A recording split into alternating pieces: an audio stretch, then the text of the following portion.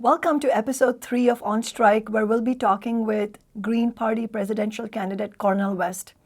This interview was recorded shortly before the Cornel West campaign announced its decision to bring on former Democratic Party operative Peter Daou as campaign manager. This decision has led to a lot of debate among West supporters.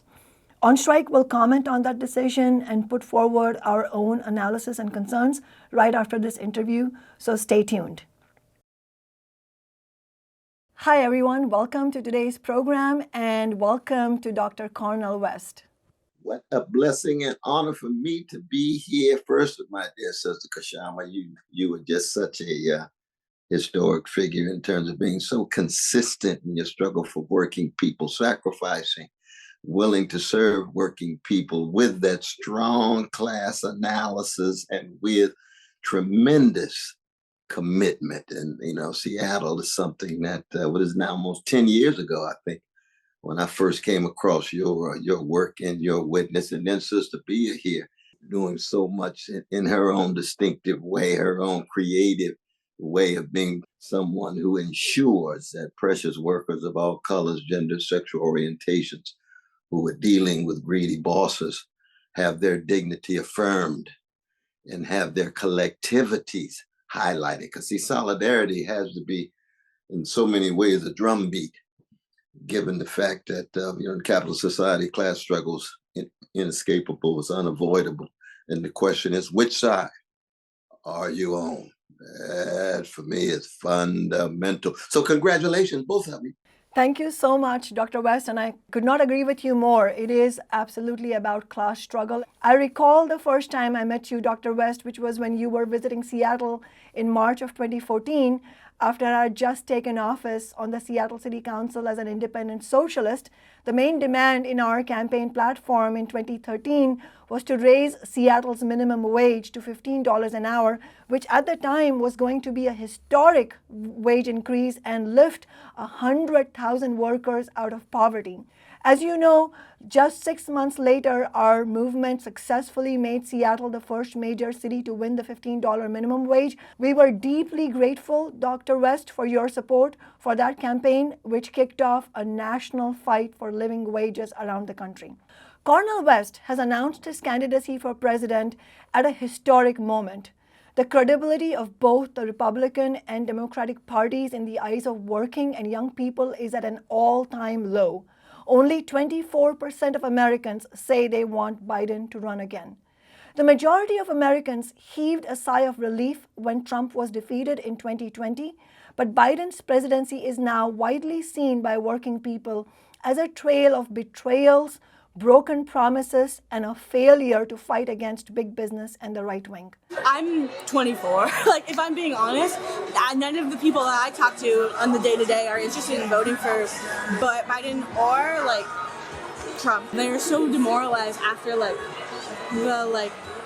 letdown of the last election, of the 2020 election, of the lack of fight anyone is putting up. While the Republican Party is openly reactionary, blatantly pro-big business and anti-union, the Biden administration and the congressional Democrats have refused to push for working-class needs in any way, whether with the $15 minimum wage or Medicare for all or a Green New Deal. The Democrats failed to codify Roe v. Wade and joined with billionaires in breaking the railroad workers' strike. The disenchantment with Biden's White House and the Democrats is so pronounced that despite Trump having been indicted on 91 separate felony charges, Biden is locked in more or less a dead heat with Trump in the opinion polls.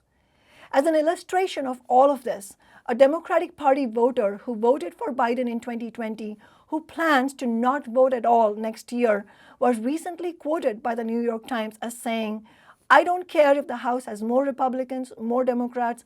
I don't think those people care about us at all, to be honest with you." So warm welcome to you, Dr. West. Thank you for joining me and my co-host Bia Lacombe on our program. Yes, welcome, Dr. West. It's so good to have you, and thank you. We wanted to start by talking about the main issues you're campaigning on, which are of serious relevance to the majority of American working people. Things like Medicare for all, living wages, student debt, free college tuition for all, and a massive expansion in housing and social services. As you know, the cost of living crisis has reached an unprecedented level, and the majority of voters, actually 80% of voters, say inflation will be of extreme importance as they head to the polls next year. And in fact, one of the demands of Workers Strike Back, which has launched this broadcast on strike, is for a $25 minimum wage. And so I think we want to hear, what are the main issues and demands that you're going to be focusing this campaign on? Yes, indeed. Well, for me, it's always a question of trying to keep alive the great legacy of Martin Luther King Jr. and Fannie Lou Hamer. And what I mean by that is always connecting domestic policy with foreign policy. It means then we talk about military adventurism abroad, and at the same time, you've got austerity policies at home that are tied to high profits when it comes to corporate elites, and it becomes, in so many ways, the cutbacks and takebacks when it comes to workers. So that the wage stagnation that we've seen in the last 40 years, just at the moment when the profits have been unprecedented, is a way of making the connection between, on the one hand, the imperial policies abroad tied to high military spending, and then the austerity policies at home, which is tied to subordinating workers, which is tied to containing workers, and in many ways trying to keep fear and intimidation in workers so they don't straighten their backs up and organize and fight greedy bosses. And Brother Martin used to say, anytime working people straighten their backs up, they're going somewhere, because bosses can't ride your back unless it's bent. So it's this sense of really trying to galvanize the energy, the commitment. And this is what's so wonderful about both of you all's example. People look at you and your commitment becomes contagious. Your courage becomes contagious. Your consistency becomes contagious. And so what this campaign is very much about is just a moment and a movement. It's an international movement. You see, I'm an internationalist. I don't look to the nation state as some kind of ultimate allegiance. I look to poor and working people. Those are great Frantz Fanon called the wretched of the earth. And so I'm concerned about poor and working people in Asia and Africa, in Latin America, as well as Chicago and New York and LA. So as running for president, head of the empire, I want to dismantle the empire. As head of the democratic experiment, I want to empower poor and working people, especially at the workplace. So I'm very much a workers' control person when it comes to voices of workers shaping and molding not just work conditions, but the profits that are made by their labor. And then last but not least, of course, is the ecological issues of trying to save life on the planet and trying to control the greed of the fossil fuel companies that are squeezing all they can in order to make profits at a very moment in which ecological catastrophe is intensifying and escalating. So it's really trying to have a holistic vision so that when you talk about class, you're already talking about white supremacy, male supremacy, and homophobia and transphobia. When you talk about America, you're already talking about empire as well as domestic policy. And then fight back. And that's the key. And that's what I love about the title of you all's new show. You see, it's Workers Fighting Back. And the strike, of course, is one particular form of fighting back. Absolutely. I couldn't agree more that class has to be absolutely central, and that international issues and the climate are of huge significance to working people. If you could, I was wondering if you could talk a little bit specifically about Medicare for All. Why do you support it, and how can working people use your campaign's platform to fight for it? Yeah, I mean, it's just sad that, Biden says that he would veto it even if it came to his desk. And I think of my two campaigns with my dear brother Bernie Sanders, who played an important role in putting this issue very much at the center of popular imagination, public life. And the idea that the pharmaceutical companies could have this kind of impact in shaping politicians such that they would not be willing to even fight for Medicare for all. So that in that regard, I would want to highlight that issue and make sure that America could enter the circle of decent and civilized countries when it comes to treating its everyday people with dignity. And Medicare for All is simply one way in which a society ensures that poor and working people are treated with dignity and decency. Yes, Medicare for All is one of the most basic things that American working people need, and it's related to the dignity of humanity. It's very true. And it's really unfortunate, as you said, Dr. West, that Bernie Sanders and AOC unfortunately have, while Bernie Sanders especially did a tremendous job in highlighting the need for Medicare for All, unfortunately, the strategy of supporting Biden and having endorsed him now, both AOC and Sanders have endorsed Biden, that strategy is not working for us. That's why it's important that you have this independent candidacy from your campaign and yourself. And you said at worst they are window dressing. And I really agree with all of that. And, of course, we completely disagree with Sanders in the position he has taken of pro-Biden and also some of the statements he has made about your campaign. We completely disagree with that, and I appreciate the responses you have given to his statements. One thing he did do right in his campaign, which I think is important to highlight, is that he became such a threat and he terrified the Democratic establishment precisely because he had such a laser focus on his concrete demands that his campaign was standing for. And Medicare for All obviously was one of them, but he had other demands as well, taxing Wall Street and all of that. And he became such a threat because he was relentless in highlighting his campaigns, his demands. And the way he especially showed that unrelenting effort was by hosting mass rallies. And it really stands out that by mid-August in 2015, already he had hosted mass rallies that had brought in 100,000 people together. Yeah, I think how far Cornel West's campaign goes depends on how well he's able to mobilize regular working class people behind a platform that inspires the broadest layers of working people as possible.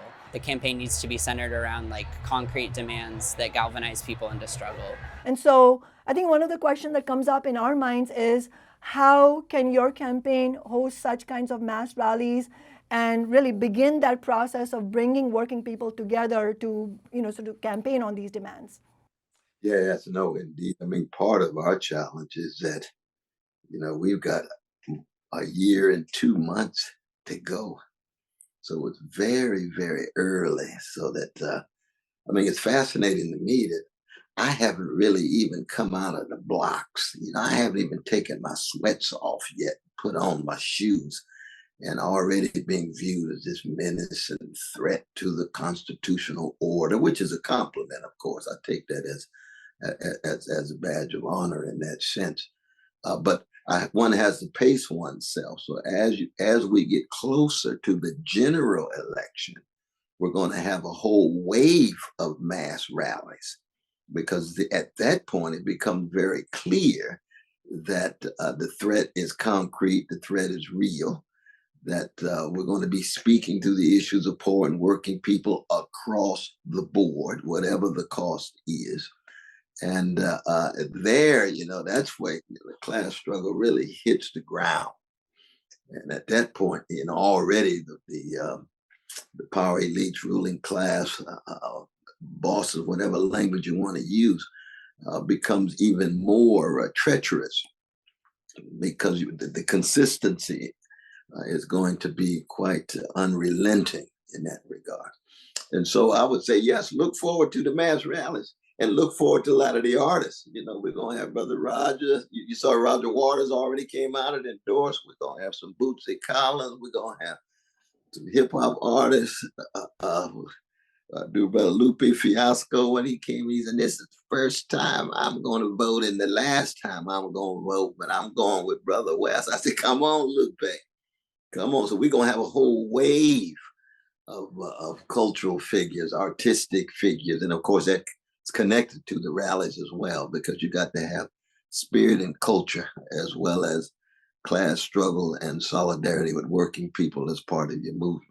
And I'm very thankful for Socialist Alternative, because Socialist Alternative has been out there a long time, very consistent, persevering, And for me, very much a part of this larger united front that we're concerned about forging. Yeah, absolutely. Thank you, Dr. West. I wanted to ask a little bit about housing affordability and, or speak a little about that, and then also ask you about student debt. But as we know, housing affordability is a really burning issue. It's a real crisis right now for young and working people, and especially Black working class people. A recent survey found that 39% of American working people are skipping meals to pay housing payments, pay rent mostly. And that goes up to 44% when you look at just millennials.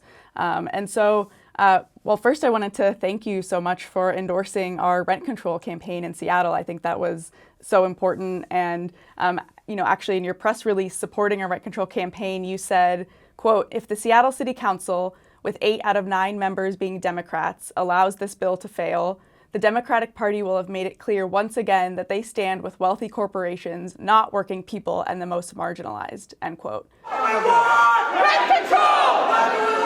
Now! Yeah, it is a moral fucking imperative that they vote for rent control. And they did it. Councilmember Strauss? No.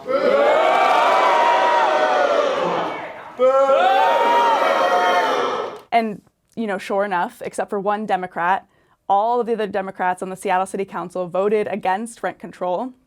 And this illustrates so clearly the need to break from the Democratic Party if working people are ever going to win any of the even basic things that we desperately need, especially affordable and high quality housing. Many of us are pissed off with this vote and betrayal by these so-called progressive Democrats. That's right.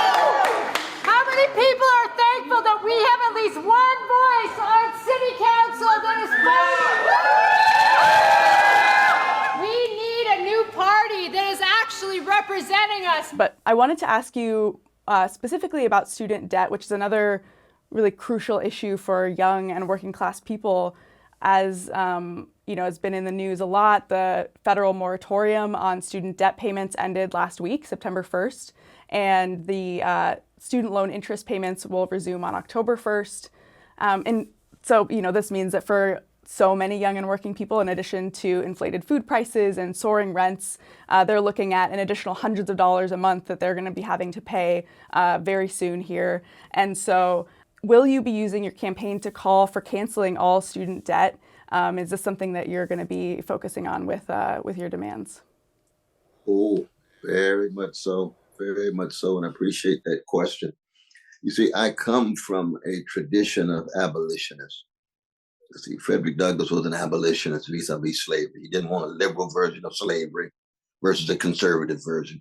If he had to choose between Polk and Clay, both of them slaveholders running for president, he founded the Liberty Party because he's trying to be principled in that regard. Ida B. Wells, abolitionist when it comes to lynching, Jim Crow, Jane Crow. I'm an abolitionist when it comes to poverty. I'm an abolitionist when it comes to homelessness. I'm an abolitionist when it comes to student debt. There's no accident Democrats support Cop City, the same way they support, the same way they oppose rent control. You see, the level of hypocrisy in terms of their language that gives people a sense that they support working and poor people, but when it comes to their actions, their deeds, when it comes to what they're really committed to, the corporate wing is hegemonic. It is predominant in the Democratic Party. And that reminds me of Shakespeare. Something is rotten in Denmark. Something is rotten in the Democratic Party. It is, in fact, the corporate core. And Brother Bernie and Sister ALC and the others are very much the window dressing, as I mentioned before. And it's a window dressing that they trot out every 2 years or every 4 years, but it's very clear what their priorities are. And so certainly when it comes to student, the same is true in terms of free college or just free education across the board.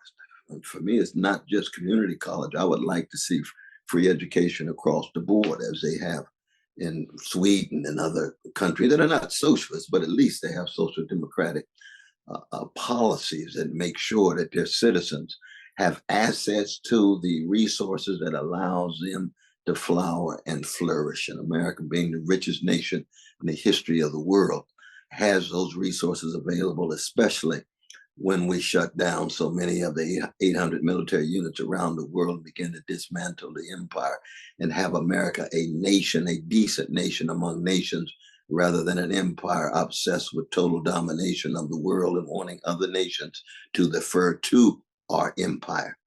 So and that's what it means to me to be an anti-imperialist, what it means to be critical of predatory capitalist processes, what it means to affirm the humanity of people, which automatically makes us anti-racist and anti-sexist and anti-homophobic. I mean, I thank again my dear sister Kashama for supporting the anti-caste effort that was historically unprecedented, because the same hierarchy is being brought from India now, brought to the United States. Well, our Dalit brothers and sisters have the same value as black, white, red, anybody else. And we stand based on that principle. And it's very important to try to be consistent in that regard. Same would be true in terms of any kind of anti-Jewish hatred or sentiment. No, we stand with our Jewish brothers and sisters. Same is true in terms of vicious Israeli occupation, mistreating our Palestinian brothers and sisters. No, you got power relations and you've got subordination to Palestinians. These are moral issues. And for me as a Christian, it's spiritual issues, that these human beings deserve to be treated with a certain dignity. Any structure of domination, no matter who it is and where it is, has to be resisted. And so I appreciate the kinds of efforts that you all make in making these connections between student debt, as well as rent control, as well as these strikes that we're supporting. I mean, with the UAW on the move. Yes, plan to stand right with them. Of course, we had wonderful dialogues with Sister Kashama in terms of the UPS if they were to go on strike. You remember the dialogues that we had and the plans that we had just to make sure we stand in solidarity, even in Hollywood. A lot of people associate Hollywood with just big money. Now, 80% of them workers who are not being treated with dignity. Not just the stars that people, see circulating on television and social media. You mentioned UAW, which is really important because it's one of the unions whose leadership has actually not given the red carpet treatment to Biden. And they may yet do that, unfortunately, and that will be unfortunate if they do that. But what is a fact, unfortunately for us, is that the leadership of massive unions like AFT, the American Federations of Teachers, which is actually my union, and the IBEW, the Electrical Workers Union, and actually the leadership of the AFL-CIO itself, which is obviously, as we know, the big labor federation in the United States, have all rolled out the red carpet for Biden's candidacy. And there is one labor leader, Roseanne DeMoro, who, as you know, was the former executive director of the National Nurses Union, who has not done that. And she has actually said that she might back your campaign, and I hope she will, and I hope the Nurses Union will do that. And she actually has correctly pushed back against accusations that your campaign is a quote-unquote spoiler. She said that that's a false narrative. That's very important, and I'm mentioning that because that's a really good example of what labor leadership should look like. Unfortunately, we are at a point where that is the exception to the rule. And the position that many of these labor leaders have taken, which is just giving their unquestioning endorsement of Biden despite the historically shameful breaking of the railroad workers' strike, it really brings up the question of who is speaking for the mass of the rank and file in the labor movement, whose living standards might be better because unions make everything better, whose living standards might be better than the vast majority of workers who are not unionized, but yet are struggling to survive. And that's why we've seen the strike of the actors and the writers in Hollywood. We've seen the potential for the strike at the UPS Teamsters. And we've now seen a massive majority strike authorization vote of the auto workers who are with the UAW. So we're seeing this swirl everywhere where clearly the rank and file of the American working class is angry and frustrated and is looking for a way to fight back. And your campaign could be a real avenue, a real vehicle to bring them together. So how do you propose for your campaign to speak to the majority of the rank and file of the labor movement, specifically, union workers who are looking for something to fight back, who want to push back against their leadership's blanket support of Biden? And more specifically, what I wanted to say is, you've said, which I really agree with, that you're going to go to Trump country and talk to the workers there on the basis not of allowing any space for oppression and racism and misogyny. Obviously, as socialists, we believe in having a very clear line against that, but in bringing together working people who have the potential to unite on a working class basis. So how do you think your campaign can accomplish this? Yes, yes. I mean, one is that we just have to bring consistency with solidarity, and what I mean by that is that we have to raise our voices no matter how unpopular we are, because we want integrity in our movement. So we have to be critical of those tied to the business unionism. We have to be critical of my own Black leadership coming out of the Black community that is neoliberal and tied to Biden as well. You have to be very consistent. When I call for abolition of mass incarceration, when I call for community-based, safety-oriented policing and so forth, I'm going against the dominant orientation of Black leadership. Often that's the case as well in terms of the dominant orientation of union leadership. But beneath the leadership, there are everyday people. In the workers' movement, Black movement, feminist movement, whatever. And those are the ones that we speak to. Why? Because you want to tell them the truth. A lot of people say, well, it's a matter of speaking the truth to power. No, not only that's just part of it. It's also speaking truth to the people who seem to be relatively powerless. They're never totally powerless. If they can sing a song and crack a smile, that's a form of power. But they don't have enough collective power to bring pressure and power to bear to reshape their destiny. So the truth has to be spoken across the board. And that's why I'm so glad that you all have always been willing to speak the truth in the context of the trade union movement on behalf of the masses of workers who themselves oftentimes get shafted by their own leadership in regard to their alliances with neoliberal democratic politicians. But, the general message of the country is there is no alternative to the two-party system. Whereas I would argue the two-party system is a major impediment for the unleashing of the power of poor and working people, of ordinary people. And so we have to be very honest about that critique and how that cuts against the grain, and be willing to, deal with the bows and arrows and the character assassination and sometimes literal assassination that can come our way. That's just goes with the territory. That's what it means to love working people, to love poor people, be willing to serve working people and poor people, and have a cause. I mean, part of the problem these days is that there's a lot of people in the progressive movement who really don't have a deep cause. They just have a brand. And brand ain't nothing but a market strategy. A cause is something you live and die for. A brand is a market strategy.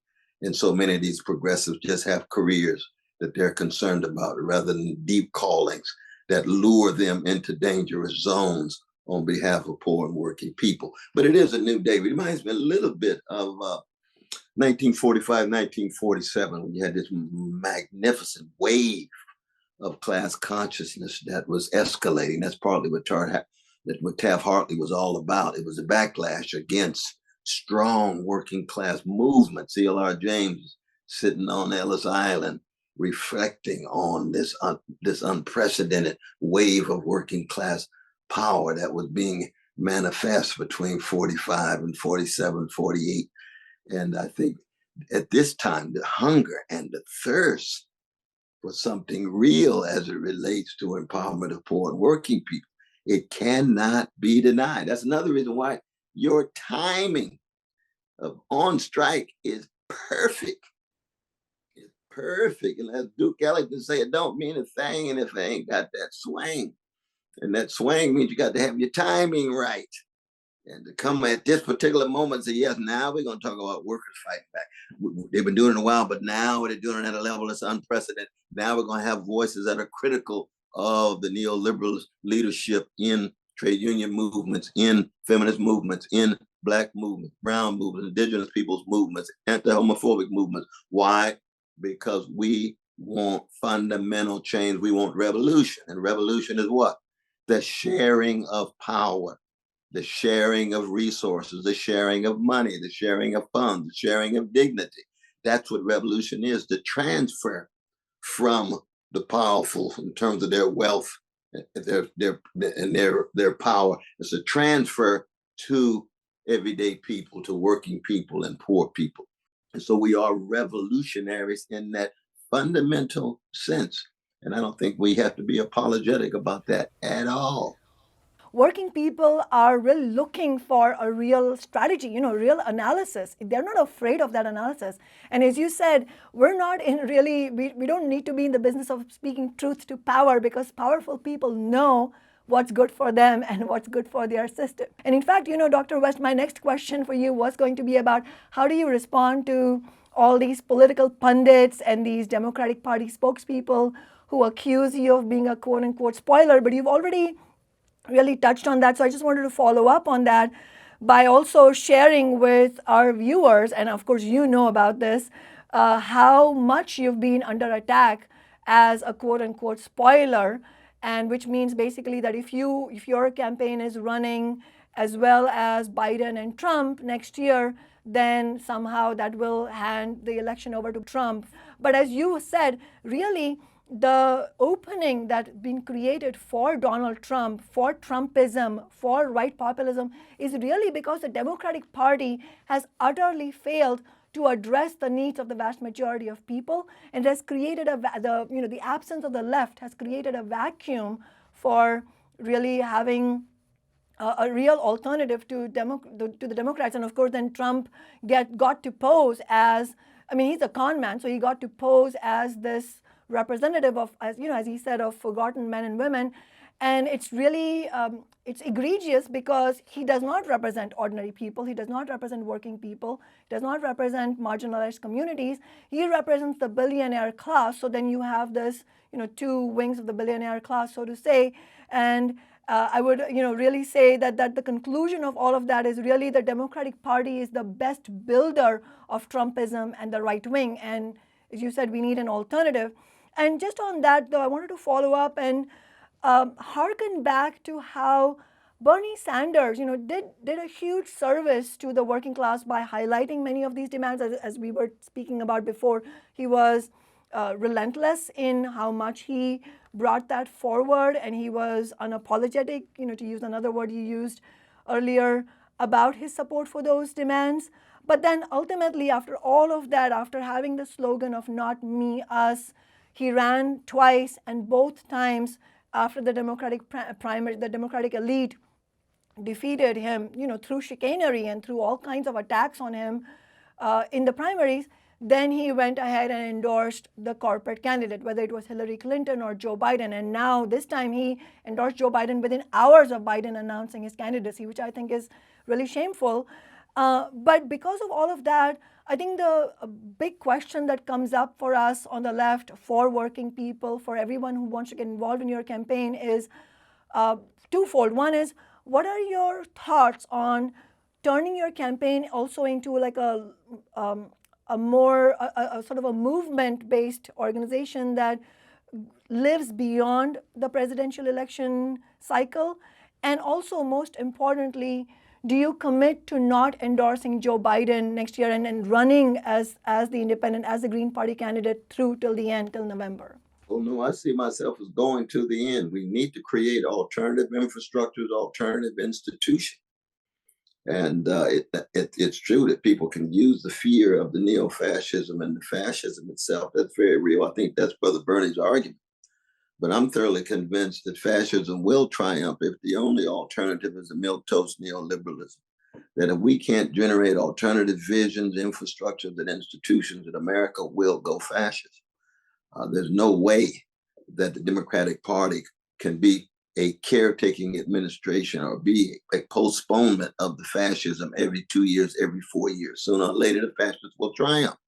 And if there's no alternative to poor and working people, on the one hand, you get the collapse of the Democratic Party establishment, People are looking for alternative. If the neo-fascist Pied Piper was Trump himself, is the only alternative, then significant numbers of people will go in that direction. Now, keep in mind, as you rightly say, that all the supporters of Trump are not fascists like him. He's got a heterogeneous base. He's got a diverse base. 1 out of 8 voted for Brother Bernie. 1 out of 12 voted for Barack Obama. And we've got to be cognizant of that, even though, as you rightly say again, is that we've got to be critical of any form of xenophobia, patriarchy, or anti-Jewish, anti-Arab, anti-Muslim, anti-Palestinian hatred and sentiment. But we can still talk to those brothers and sisters because they're catching hell. They're catching hell economically, financially, you see. And so the question is going to be, especially as we're in real time, there's a good chance that Biden won't even be the candidate. There's a good chance that Trump may not be the candidate. He may be in jail. We don't know what happens. But we just have to be consistent and let poor and working people know you are never forgotten, that you are the priority, and that we are fighting alongside you in the name of truth. And the condition of truth is to allow suffering to speak, and in the name of justice. And justice is what love looks like in public. See that Love Supreme, John Coltrane? That's one starting point among others, but that's my starting point. There ain't no doubt about it. There's this hunger for an alternative and that people are looking for that. And we need to make sure that an alternative that's out there for them is a genuine working class alternative. And we're going to be organizing rallies in cities across the country. And I really hope that you can join us at some of these rallies and help us build a real grassroots movement around your campaign. One thing I wanted to mention that you were earlier, I also really appreciated what you were saying about speaking truth to working people. And it made me think of how when I was a high schooler, I and a couple of my friends volunteered for Obama's 2012 re-election campaign. None of us could vote, but we wanted to be politically involved. And for me, I grew up in a working class family that often really struggled to make ends meet. And I wanted to, fight for a world where that wouldn't be the case for anyone anymore. And so, then I find myself volunteering for Obama's re-election and face to face with working people who are genuinely asking me, is this campaign going to make my life any different? Like, if I vote for Obama versus Mitt Romney, is my, am I going to, make more money and have to pay less for rent? And is my life genuinely going to change as a working class person? What can my family expect? And I just found myself not able to give an honest answer to that question because the campaign wasn't speaking truth to any working people.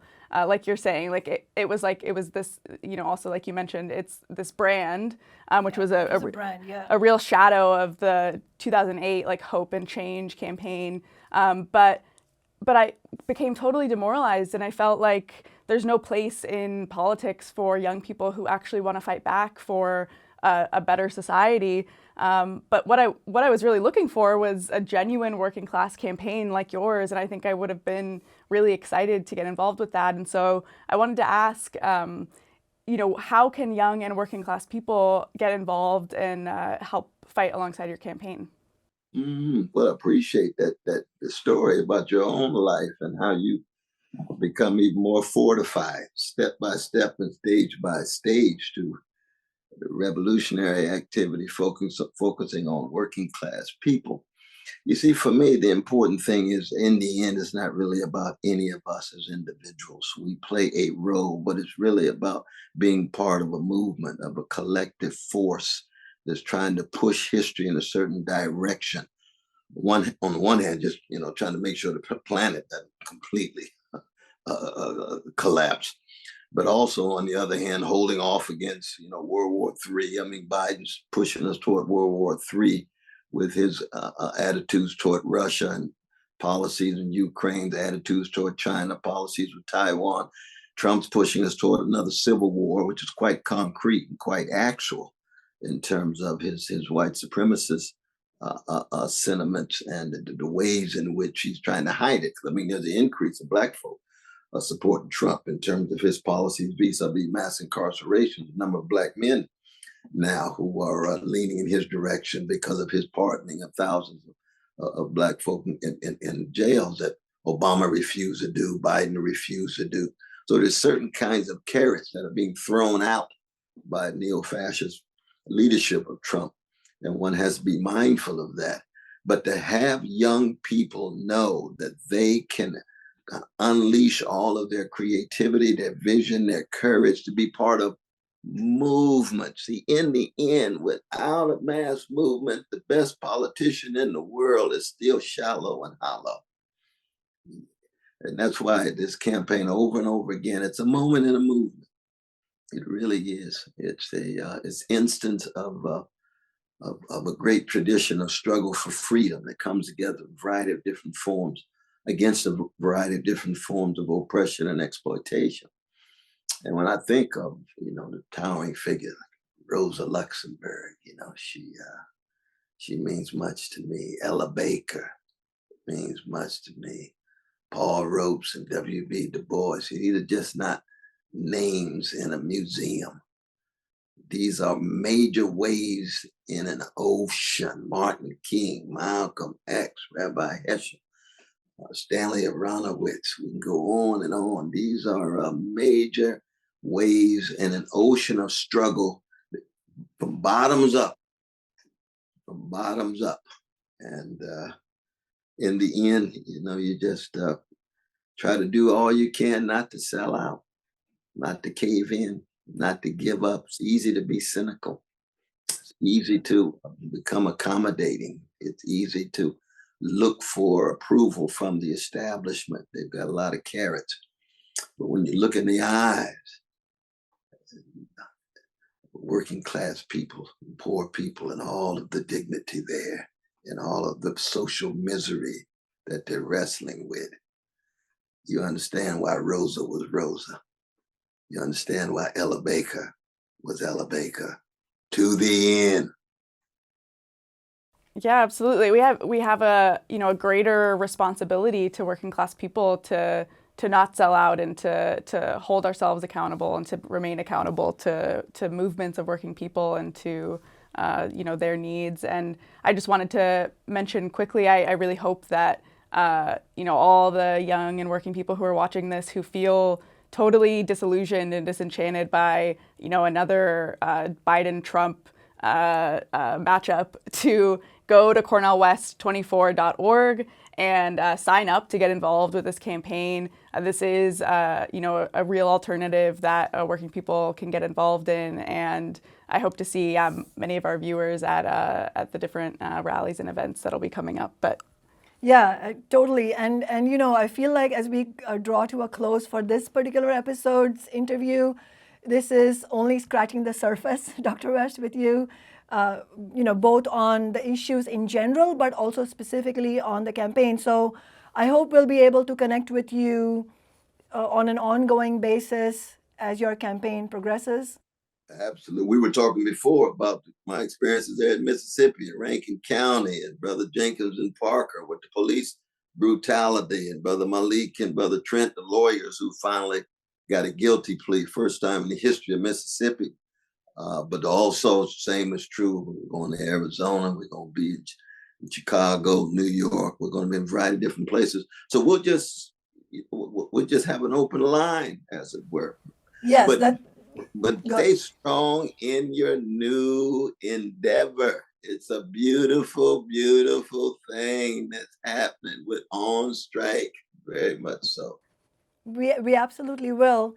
And I think you also made a very important point that historical figures like Paul Robeson, MLK, Malcolm X, W.B. Du Bois, these are not names to be placed in a museum and allowing the Democratic Party elite to actually trot them out on MLK Day or whatever, which, again, as a window dressing for actually the kinds of policies that these other figures actually gave up. Many of them gave up their literal lives to fight against.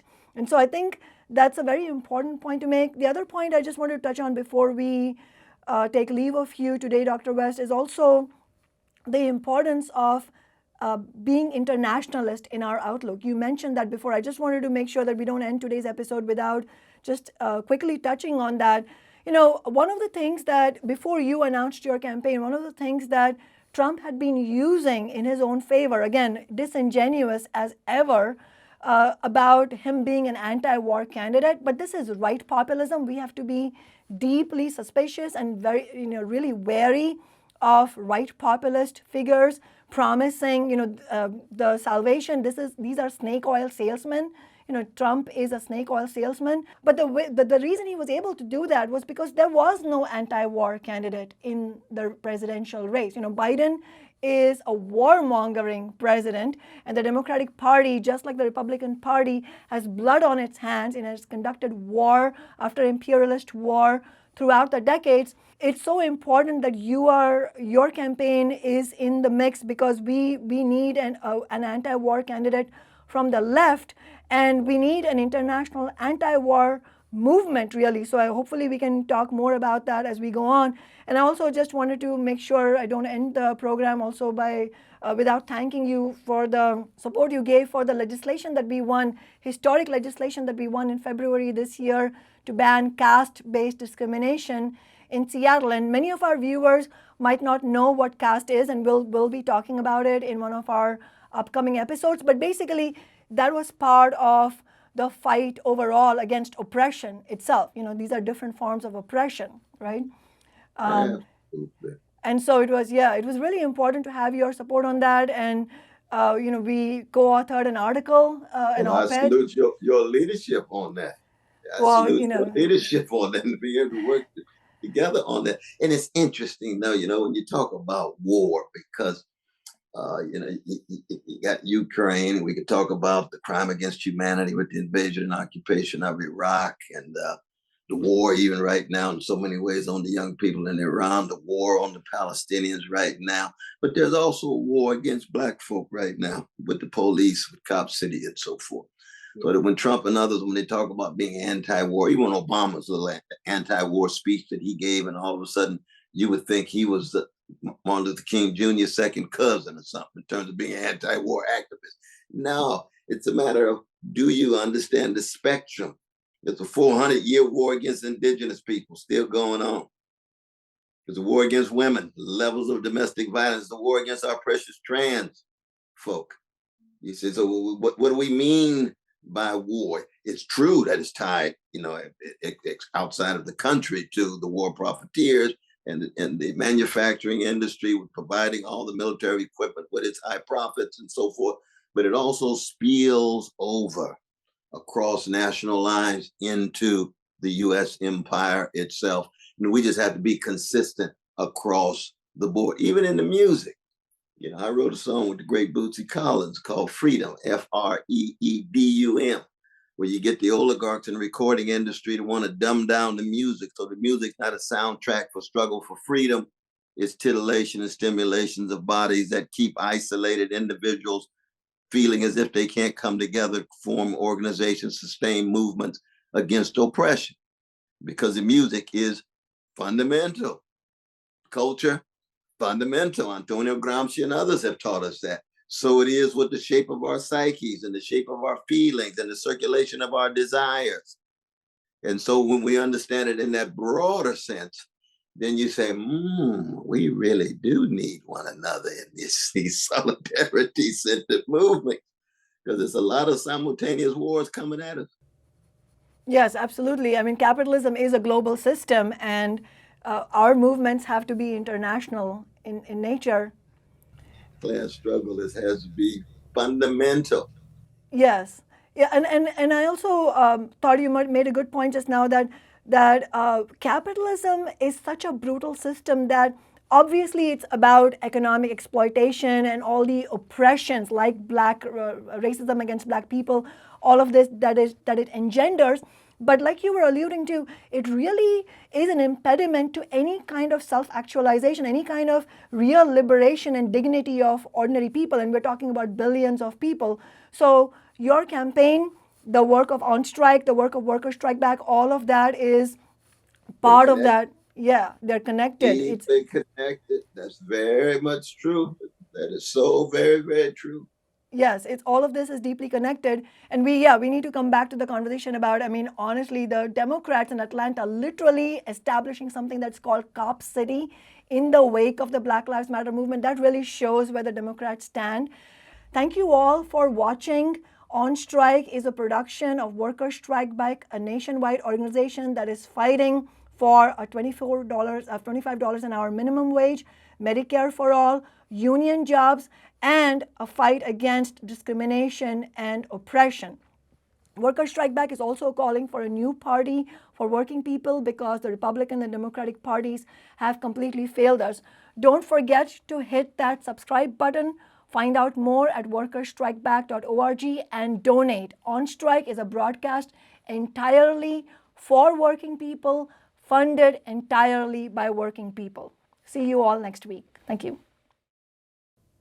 As I mentioned earlier, we recorded this interview with Cornel West shortly before his campaign announced that Peter Daou would be his new campaign manager, and that has led to a real debate on the left and many concerns being raised by supporters of the campaign.